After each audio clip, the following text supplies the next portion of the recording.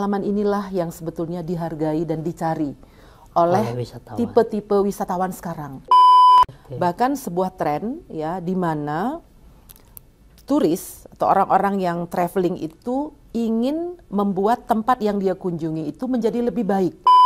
Jadi saya nggak mau lagi terdengar, kok Indonesia itu-itu aja, nggak ada yang menarik. No.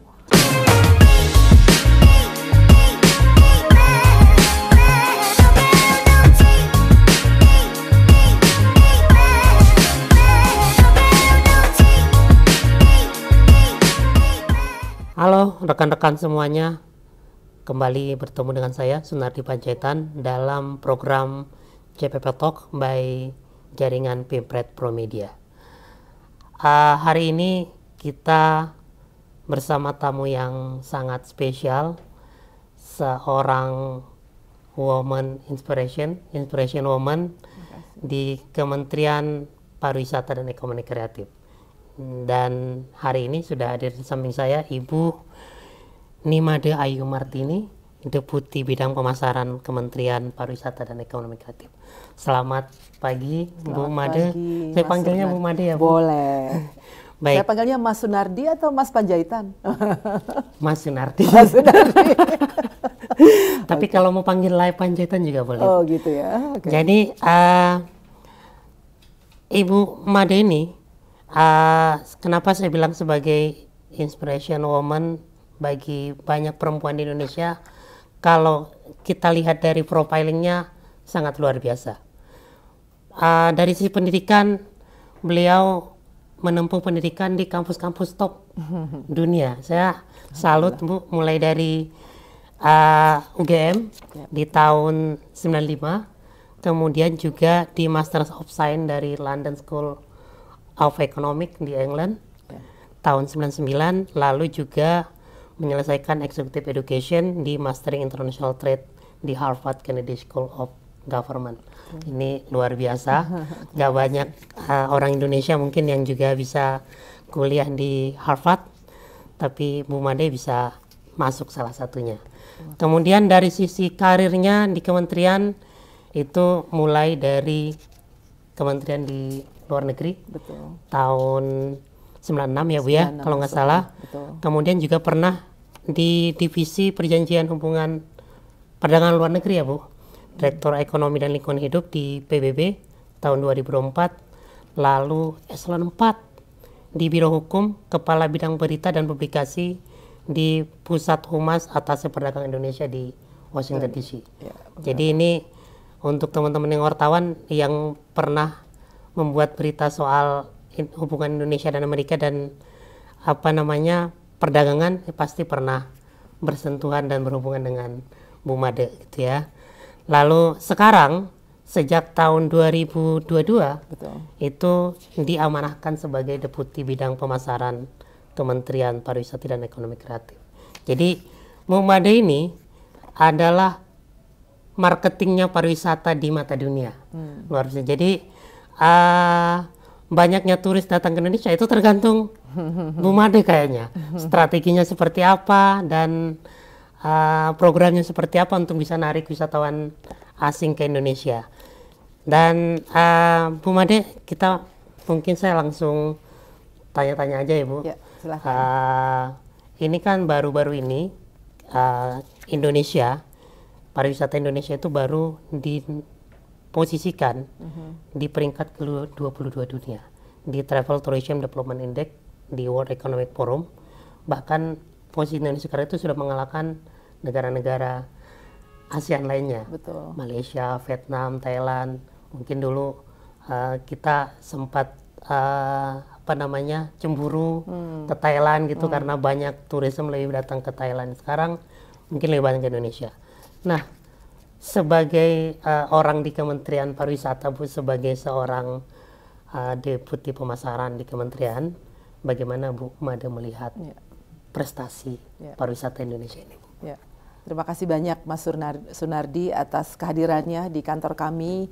Jadi betul sekali, tadi Indonesia itu tahun ini mendapatkan gelar gitu ya, ranking ke-22 terbaik di dunia. Luar biasa. Dari 119 negara yang disurvei dan dinilai oleh World Economic Forum. Jadi ini prestasi yang luar biasa dan kita semua perlu bangga dan tidak hanya dari Kementerian Pariwisata dan Ekonomi Kreatif. Ini adalah kinerja capaian dari seluruh Indonesia gitu ya, karena kan pariwisata itu adalah sebuah ekosistem gitu.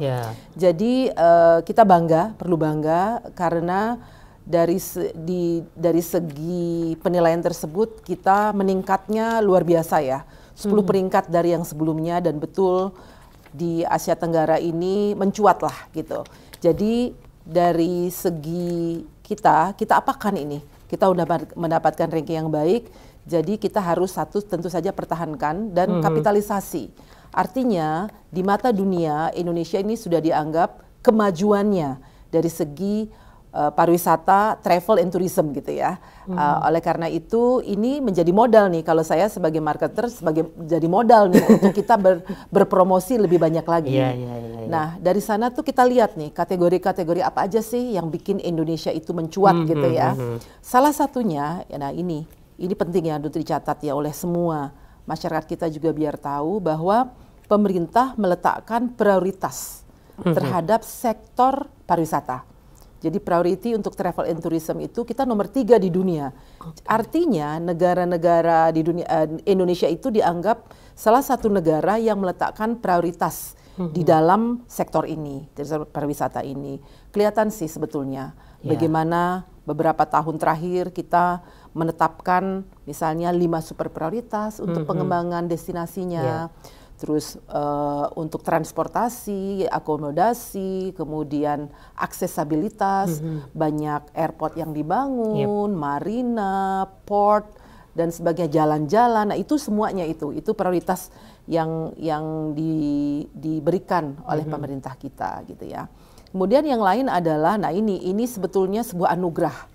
Jadi bagi Indonesia karena satu dari budayanya, dari alamnya, dari kekayaan alam Indonesia itu dinilai sangat tinggi. Jadi ini adalah berkah sih kalau ini. Nah kalau kita tidak manfaatkan dengan baik ya berarti kesalahan kita lah ya. Nah inilah kita harus memanfaatkannya dengan baik tapi harus selaras lah ya. Nilai-nilai untuk lingkungan, kemudian secara sosial dan budayanya juga kita harus tetap jaga, kemudian tentu saja memberikan profit atau kemanfaatan bagi Indonesia. Itu sih sebetulnya beberapa hal. Tapi ranking ini semoga nanti kita akan tingkatkan lagi ya, kita inginnya begitu karena pasti masih banyak PR nih. Salah satunya nih PR-nya yang dilihat atau dinilai oleh World Economic Forum ini adalah mengenai hygiene ya atau keamanan dan kebersihan gitu. Ini belum baik, dianggapnya belum baik. Sebetulnya ini bisa menjadi cambuk buat kita. Artinya di sektor pariwisata, di industri pariwisata ini kita mesti memperhatikan hal-hal tersebut salah satunya. Jadi ITC juga, ICT. Jadi mengenai internet, jaringan internet. Dan sebagainya itu juga perlu ditingkatkan gitu. Tapi selamat kepada Indonesia, artinya ya kan Mas Sunardi, ini kita berbangga hati, capaian tertinggi lah. Karena 2013 kita ranking 70 Mas. Wow. Kemudian naik. Ini naiknya luar biasa Bu ya. Ke 42, kemudian naik ke 32 dan sekarang 22. Semoga insya Allah Hastungkare next adalah bisa lebih baik lagi. Mudah-mudahan bisa masuk 10 besar gitu ya Bu ya. Amin. Tapi tetap ada catatan ya Bu ya dari World Economic Forum terkait dengan pariwisata Indonesia ya. Jadi tetap ada catatan dari World Economic dan semoga itu bisa juga menjadi perhatian para pemangku pariwisata Indonesia ya Bu. Jadi tidak hanya tanggung jawab Kementerian Pariwisata, juga Pemda dan lain-lain gitu. Nah, sekarang ini kan sedang tren ya Bu, pariwisata berkelanjutan di Indonesia. Jadi ada regeneratif tourism gitu. Apakah ini memang salah satu tren populer pariwisata ke depan menurut Bu Made? Ya. Betul Mas Sunardi. Jadi setelah COVID ini kita perhatikan ya tren dari wisatawan itu berubah. Dulunya misalnya mereka suka grup gitu rame-rame, terus ke pantai, kemudian kan sun and sea gitu ya. Sekarang bukan itu aja. Mereka justru sekarang ingin mencari pengalaman yang berbeda gitu yang ditawarkan oleh destinasi maupun produk dari pariwisatanya. Jadi maksudnya gimana? Jadi experience gitu ya. Kami perhatikan nih sekarang orang-orang itu cenderung untuk menikmati alam tapi yang memberikan makna gitu ya. Contoh desa wisata. Desa wisata itu adalah salah satu produk ya yang akan dan sangat menarik bagi banyak wisatawan dunia karena menampilkan hal-hal unik dan khusus yang tidak dialami mungkin oleh produk-produk lain. Contoh, kalau ke desa kita kan pasti alamnya indah, cantik, bersih, gitu ya. Kemudian yang kedua ada budaya di sana. Budaya misalnya pas lagi ke Sumatera Barat, budayanya kuat kan. Budaya kulinernya, budaya kekerabatannya, musiknya dan sebagainya itu adanya di desa, gitu ya. Jadi pengalaman-pengalaman unik dan original inilah yang dicari sebetulnya. Nah, bagaimana dengan apa yang disebut sekarang dengan sustainable tourism gitu ya. Bahkan lebih lagi nih, sustainable itu kan pariwisata yang lestari artinya. Lestari dengan alam, dengan lingkungan dan budaya, lestari juga biar bisa mendapatkan benefit gitu ya atau profit gitu kan. Tiga ini. Tapi sekarang ada yang lebih lagi namanya regenerative tourism. Bahkan sebuah tren ya di mana turis atau orang-orang yang traveling itu ingin membuat tempat yang dia kunjungi itu menjadi lebih baik. Jadi partisipatif sifatnya. Contoh kalau saya misalnya jadi turis yang regeneratif gitu ya, yang pro regeneratif itu adalah kalau ke suatu tempat ngelihat sampah nih, kok kotor, kita pungut sampah tersebut. Kita biar tempat itu menjadi lebih baik. Nah, ini kesadaran ini penting sekali. Kemudian ikut menanam misalnya mangrove atau bakau ya, sehingga pinggir laut itu tidak terkena tsunami nantinya atau tidak erosi dan sebagainya. Nah, tabiat-tabiat atau culture seperti ini penting dan sekarang trennya adalah lebih banyak lagi yang menawarkan paket-paket wisata seperti itu, gitu. Jadi justru membayar dan para wisatawannya rela untuk membayar karena dia sadar. Nah, inilah yang kita lihat tren tersebut dan kami mengajak para pelaku di Indonesia, lihat Indonesia itu memiliki potensi yang luar biasa. Alamnya indah, budayanya kuat gitu ya. Ekonominya juga harus kuat gitu. Pariwisata itu bisa membuat hal tersebut. Jadi pariwisata itu sustainable banget sebetulnya, sehingga kita harus dukung dan lakukan dengan yang benar begitu. Nah, kami dari pemasaran memasarkan hal tersebut, mengajak wisatawan dari seluruh dunia, hey lihat dong desa wisata yang sekarang di kementerian sudah ada yang namanya Jadesta kan, kita masukkan dalam jaringan. Jadi dia punya network, sehingga dikelola oleh desa, oleh orang desa, benefitnya untuk desa juga. Nah, kalau desa-desa di Indonesia ini kuat, berarti kan soko guru kan ini. Jadi pariwisatanya kuat, pasti ekonomi kreatifnya juga bangkit, tumbuh. Karena ketika wisatawan ke sebuah desa atau tempat, dia pasti ingin beli oleh-oleh. Ya toh, misalnya saya nih dari Bali gitu, di desa di kabupaten saya di Manistutu namanya, salah satu desa wisata juga. Orang ke sana khasnya apa di sini nih, di Jembrana ini gitu kan ya, nyari adalah terkenal oleh kakao di sana, kakaonya, vanilinya. Orang ke sana pasti beli oleh-oleh dong. Oke, belilah dia itu atau kerajinan yang lain, atau setelah itu karena indah dia stay lebih lama. Kalau nggak ada budaya mungkin dia pulang lebih cepat atau ke tempat lain, tapi karena ada budaya nonton jegok dan sebagainya. Nah, pengalaman-pengalaman inilah yang sebetulnya dihargai dan dicari oleh tipe-tipe wisatawan sekarang. Mau healing sekarang ini, mau tenang, mau jadi yang berbeda. Nah, makanya tren-trennya itu seperti itu. Satu, destinasi di mana namanya destination less travel. Artinya di mana orang-orang nggak terlalu rame, justru banyak yang suka gitu. Jadi ada mencari nih tren-tren itu. Di mana namanya delicious travel, delicious destination. Di mana makanan-makanan, kuliner-kuliner yang enak itu orang berkunjung. Apalagi orang Indonesia nih, senang banget kuliner katanya kan. kita nyari tempat dimanapun di Indonesia pasti ada yang khas. Sekarang wisatanya wisata kuliner. Justru wisata kuliner, dan spendingnya juga kalau BPS terakhir bulan Mei kemarin bilang paling tinggi kuliner gitu ya, stand akomodasi lah ya, itu dicari. Ketiga juga tren yang kami lihat ini adalah namanya setting destination. Artinya kalau masuk film, TV, klip musik, justru dicari, Mas. Jadi banyak sekali negara-negara yang sekarang berlomba-lomba untuk menjadikan tempat mereka, negara mereka sebagai destinasi untuk syuting nih. Syuting film. Kalau udah masuk film terkenal, banyak. Saya baru kembali dari Solo kemarin, ada tuh di Laweyan ternyata pernah ada film yang terkenal di sana. Sekarang akhirnya turisnya berbondong-bondong ngelihat mau foto, mau selfie dan sebagainya gitu. Jadi kita ingin mendorong juga. Ini yang terjadi. Seperti kayak Bangka Belitung dengan Laskar Pelangi. Itu salah satu contoh terbaik mungkin di Indonesia, di mana Belitung yang mungkin dulunya sudah terkenal, tapi semakin terkenal dan semakin diapresiasi, orang datang berbondong-bondong untuk di sekolahnya ambil foto, kemudian kulinernya. Jadi akhirnya kontribusi pariwisata itu meningkat gitu dengan adanya kunjungan dari setting tersebut. Itu menarik, beberapa tren tuh. Menarik nih tren ke depannya. Tapi memang wisatawan Indonesia juga mulai mengikuti kayaknya Bu ya dengan tren itu ya. Betul. Jadi tidak saja ke Bali misalnya tidak lagi mencari tempat-tempat yang pantai-pantai gitu, tapi atau sudah mulai party atau pesta aja. Tapi juga mau ke arah sustainable.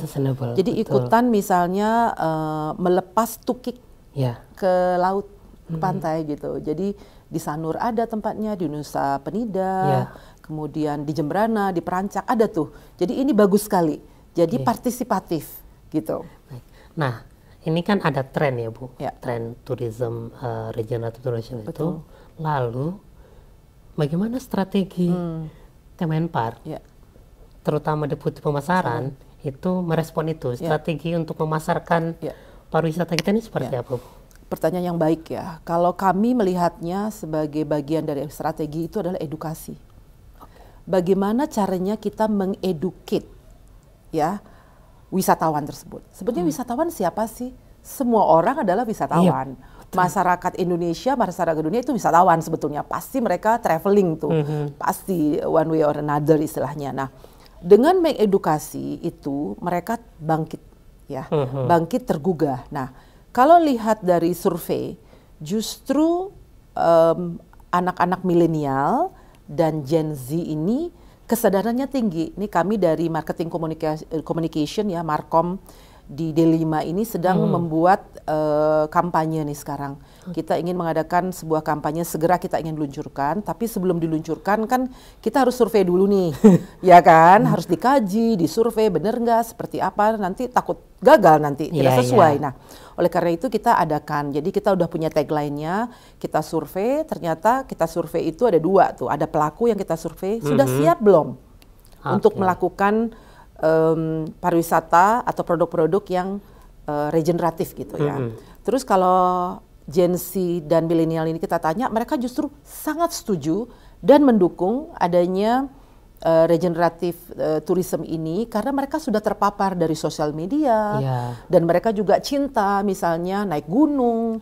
Kalau lihat gunungnya bersih, mereka senang dong gitu. Kalau mereka diajak untuk mungut sampah, makanya sekarang ada kan anak-anak muda Pandawara, kemudian Sungai Watch gitu dan beberapa yang lain lagi, ini adalah contoh ya, yang justru anak muda yang mendorong itu. Nah, artinya apa? Tren ini bukan hanya tren ya, tapi udah menjadi bagian dari hidup. Nah, jadi oleh karena itu kami ingin pariwisata itu menyumbang positif terhadap kebersihan lingkungan, terhadap pemeliharaan budaya, terhadap pemajuan ekonomi. Sektor pariwisata ini bisa gitu. Kami tidak mau dilihat sebagai justru menyumbang yang negatif gitu loh. Oh, gara-gara pariwisata jadinya kotor. Kita nggak mau seperti itu, justru sebaliknya. Jadi marilah kita bersama-sama sebetulnya. Nah, itu satu nih strateginya. Edukasi ya, Bu. Edukasi. Oleh karena itu kami juga mengeluarkan himbauan, anjuran, kemudian ada promosi elektronik di dalam sosial media kita. Kalau kita berkunjung gitu, kalau ada sampah, buanglah sampah pada tempatnya. Kalau ada sampah di laut, pungut. Kalau ada acara bersama dari hotelnya, dari ini, kunjungan sampah. Kalau bisa kunjungan yang dekat gitu. Kalau bisa kita makan atau mengkonsumsi produk-produk yang lokal, ya kan? Buah lokal, kuliner lokal. Kenapa? Kalau dengan lokal berarti kan kita membantu ekonomi lokal. Ekonomi lokal tumbuh itu baik. Jadi bukan barang-barang yang dari jauh diimport atau dijauhkan. Jadi emisinya, kalau misalnya bawa buah A dari satu titik ke dalam negeri gitulah, ke Jakarta, ini emisinya berapa nih? Tapi kalau makan buah lokal, salak dari Pondoh gitu, salak dari dekat sini gitu kan, itu dekat. Gak perlu transportasinya terlalu jauh. Nah, sebetulnya kesadaran-kesadaran itu penting gitu untuk. Jadi dari kementerian juga punya program nih yang namanya rantai pasok. Rantai pasok untuk mensuplai produk-produk ke restoran, ke hotel itu kalau bisa lokal. Jadi gerakan-gerakan itu sekarang udah ada. Itu menjadi tourism, Mas. Jadi pariwisata. Jadi ada gerakan misalnya from farm to table. Jadi kita ikutan metik buah-buahan, sayur-sayuran, terus dimasak sendiri, fresh. Nah ini wisata minat khusus namanya yang jadi luar biasa perkembangannya, produknya juga berbagai macam, tapi juga pada saat yang sama bisa mendukung yang namanya regeneratif tourism ini. Jadi pariwisata di mana memberikan efek positif bahkan lebih baik daripada sebelumnya gitu. Dan ini kita lakukan melalui edukasi, melalui promosi. Promosi kita baru saja minggu lalu memanggil dan bekerja sama dengan para pelaku, travel agent, tour operator. Kita kasih destinasi-destinasi baru nih. Kita berikan dan ajak untuk mencoba produk-produk baru yang sustainable seperti ini. Kalau bukan kita mulai, siapa lagi gitu. Betul, nah, konsumen kalau ngelihat itu dipromosikan dengan baik pasti beli. Karena mereka sebetulnya dari dalam dirinya itu sadar. Sudah diedukasi nih, udah terpapar nih. Habis itu beli dan cintai. Kemudian yang ketiga kita punya gerakan nih namanya BBWI. Dan BBI. Ya, Bu. BBI itu Bangga Buatan Indonesia. Tadi saya bilang, biar dekat-dekat aja lokal produk. Bangga berwisata di Indonesia aja. Hashtagnya #di Indonesia aja. Kenapa? Karena kita ingin orang Indonesia yang jumlahnya 275 juta ini kekuatan nih. Ya, kita harus mengetahui negara kita, mencintai negara kita dengan berkunjung di negara kita. Pemerintah telah membuat jalan tol yang panjang, kemudian airport yang banyak, kemudian port atau dermaga yang banyak, kemudian sudah mengundang investasi untuk membuat hotel, restoran, resort, membangun jaringan desa wisata, udah ada. Mari kita kunjungi negara kita gitu. Orang luar aja datang berbondong-bondong ke sini karena unik. Masa kita pergi gitu ya? Ya boleh sih, silakan. Tapi kan kita maunya karena pemerintah mengajak ke sini. Jadi melalui media kita ingin sekali mempromosikan negara kita ini. Nggak usah jauh-jauh sebetulnya, di sekitar kita aja. Ini sekarang adanya digital nih, yang keempat nih. Caranya gimana nih strateginya? Using digital. Ini sudah dikasih sebuah tools yang luar biasa di dalam civilization ini pertama kali kita dalam sejarah kita ini memiliki sebuah teknologi yang cepat, murah. Yang kalau kita tidak memanfaatkan, malah kita dimanfaatkan nantinya. Marilah kita memanfaatkannya dengan baik. Shootlah atau ambillah tempat-tempat menarik di sekitar kita aja. Jadi biasanya anak-anak muda nih, cepet banget. Itu sebenarnya spesial. Misalnya saya belum pernah ke mana nih, ke Wakatobi. Ternyata anak-anak di Wakatobi itu bikin postingan gitu, bisa viral. Akhirnya kita lihat, wah bagus sekali.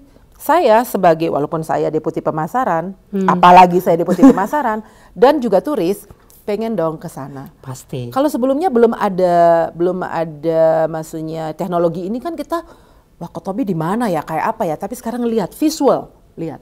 Jadi kita ingin memanfaatkannya dengan baik. Sosial media, kemudian internet yang cepat sekali itu bisa menjadi jendela untuk kita berpromosi, bukan hanya di Indonesia tapi ke luar negeri.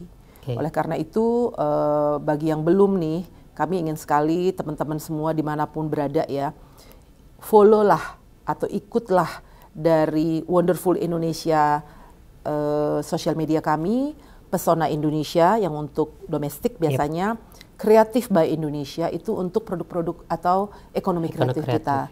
Jadi dari sana akan ditemukan banyak sekali hidden gems yang mungkin bisa memberikan inspirasi. Jadi saya nggak mau lagi terdengar, kok Indonesia itu aja, nggak ada yang menarik. No, coba lihat itu akun-akun kita dan akun-akun teman-teman yang ada benar-benar luar biasa yang wow faktornya itu. Gitu. Jadi di Indonesia ini karena bentangannya cukup luas Indonesia ini, pariwisatanya cukup banyak. Ya, bervariasi. Jadi bervariasi. Semuanya ada di Indonesia. Jadi nggak perlu sebenarnya kita jauh-jauh, sekali bisa lah sebagai perbandingan ya Bu. Tapi mengeksplor pariwisata Indonesia itu lebih nggak ada habis-habisnya Bu. Betul. Ini di setiap provinsi itu kita bisa menemukan banyak spot. Apalagi tadi banyak sekarang penggunaan teknologi. Nah nanti saya juga mau tahu nih Bu, dari sisi kementerian. Kalau sekarang itu kan cepat viral ya Bu. Iya. Cepat viral, ada pariwisata apa namanya yang nggak pernah kita ketahui tiba-tiba rame. Iya. Tapi itu ramenya hanya sekejap misalnya Bu. Betul. Habis itu trennya menurun. Nah kira-kira Bu, kalau dari sektor pemasaran itu penggunaan teknologi dalam di kementerian ini, terutama deputi, seperti apa Bu? Untuk mendukung pemasaran? Penggunaan teknologi itu adalah tools yang sangat efektif ya untuk kita melakukan pemasaran, karena melalui tools tersebut kita bisa memasarkan bukan hanya di Indonesia tapi di luar negeri, seperti saya bilang tadi. Jadi kita bisa misalnya mau target pasar dari India, kita bisa pakai dengan teknologi itu ya. Apalagi sekarang sosial media itu terjemahannya ada. Dulu mungkin kita takut, aduh nggak bisa bahasa ini. Sekarang translation dengan bahasa lokal itu luar biasa. Walaupun misalnya kita pakai bahasa Indonesia, di sana bisa gitu langsung. Itu luar biasa. Kemudian juga kalau ke negara-negara lain, jadi bisa targeted jadinya itu. Kemudian tentu saja kita harus mengeducate dan memberikan skill ya itu ya. Karena gini, kan semua di daerah ini berlomba-lomba dan sangat senang nih.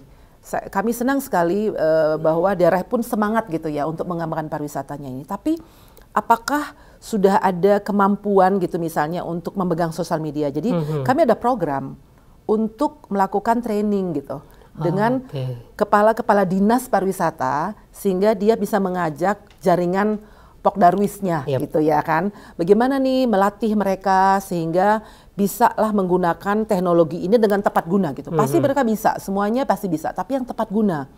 Angle-nya seperti apa, jam berapa harus ngambil sawah gitu misalnya, golden hour-nya kapan, seperti apa, kameranya seperti apa gitu. Jadi itu tuh kita harus manfaatkan dengan benar, itu seperti itu. Jadi kita kerjasama. Tanpa kolaborasi nggak bisa.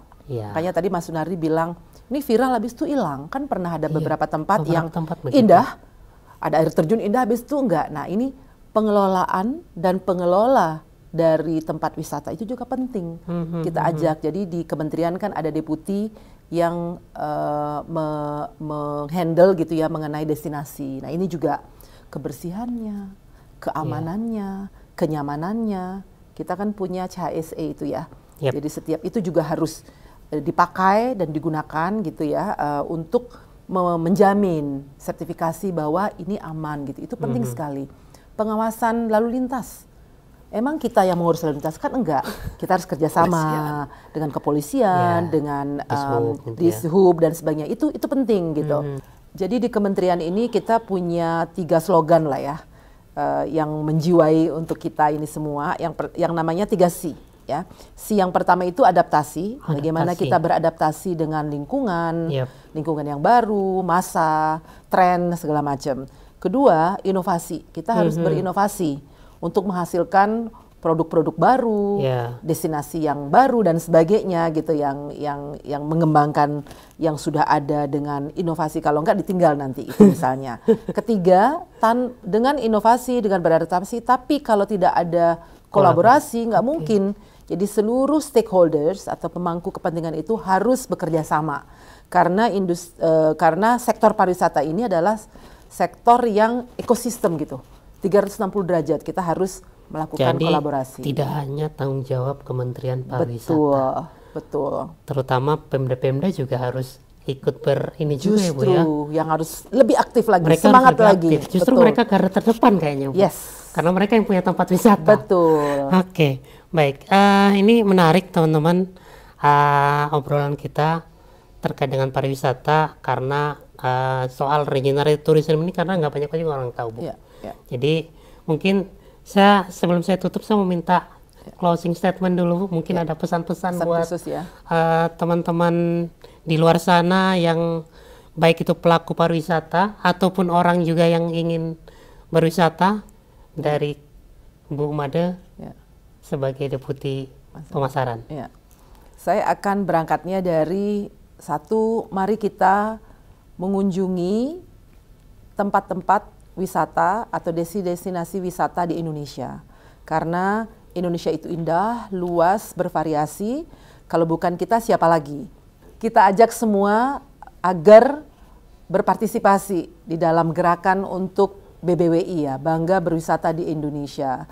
Itu yang pertama. Yang kedua, untuk regeneratif tourism ini sebuah gerakan yang bagus menurut kami, dan kami ingin ajak bersama bagaimana agar destinasi wisata itu dijaga, bahkan dibuat lebih baik sebelum kita datang ke sana. Jadi partisipatif atau responsibel atau bertanggung jawab gitu. Seperti yang paling mudah misalnya sampah. Oke, bukan saya wisata ke sana kenapa harus mengut sampah, tapi kita harus sadar gitu. Kalau bukan kita yang melakukannya, siapa lagi? Jadi bareng-bareng gitu. Kemudian kalau ada yang gerakan untuk menanam pohon di hutan, mangrove, di pantai dan sebagainya, ikut gitu, dan menjaga binatang, tidak merusak. Itu semua adalah kualitas-kualitas dari regeneratif tourism di Indonesia, dan kita memerlukan itu. Kami juga mengajak pemerintah daerah, ya, baik di level provinsi, tingkat 2, kota, untuk bersama-sama melihat pariwisata ini sebagai sebuah ekosistem yang bisa memberikan benefit gitu ya kepada kita semua. Jadi mohon tata ruangnya gitu ya, tata ruangnya itu dijaga baik. Karena yang namanya sustainable tourism itu, atau tourism atau wisata yang berkesinambungan itu harus memperhatikan itu. Jadi bagaimana kita menjaga lokasi, destinasi wisata dengan baik, dari sampah, kemudian dari tata ruang, peruntukannya itu juga penting. Kita lihat saat ini banyak yang tidak sesuai, kemudian menjaga budaya yang ada di sana, kemudian juga tentu saja pasti kalau kita sudah jaga itu dan bisa berlanjut dan turis pasti datang ke sana. Parkiran misalnya juga ada masalah, itu juga pasti. Jadi semua diatur ya, pengaturan yang baik menurut kami. Kalau itu dijaga dengan baik, diatur dengan baik, pasti turis itu nyaman dan mau datang, sehingga ketika datang tetap datang dan menjadi sebuah berlanjut, kemudian memberikan manfaat kepada masyarakat, dan pasti akan menjadi pariwisata yang keberlanjutan gitu. Itu mungkin harapan kami terhadap pemerintah, terutama di daerah. Baik, terima kasih banyak Bu Made. Jadi kita yang punya kewajiban untuk menjaga spot-spot wisata kita untuk tetap bersih, dan harapan kita juga ke depan kerelawanan di sektor pariwisata ini meningkat. Jadi tadi sudah disampaikan sama-sama kalau biasa naik gunung jangan buang tisu sembarangan, karena itu atau plastik ya. Atau plastik gitu ya. Kalau di pantai jangan buang sampah sembarangan juga, karena itu akan membuat orang juga akan nggak mau datang lagi kalau tempat pariwisatanya kotor gitu ya. Jadi satu masukan buat kita semua, terutama para pelaku wisata, karena tadi Bu Made sampaikan semua orang adalah wisatawan dan semua orang akan pergi berwisata. Dan mari kita sama-sama jaga wisata kita dan kita bangga terhadap pariwisata Indonesia. Terima kasih, sampai jumpa di podcast berikutnya. Salam bersama dengan saya Sunardi Panjaitan.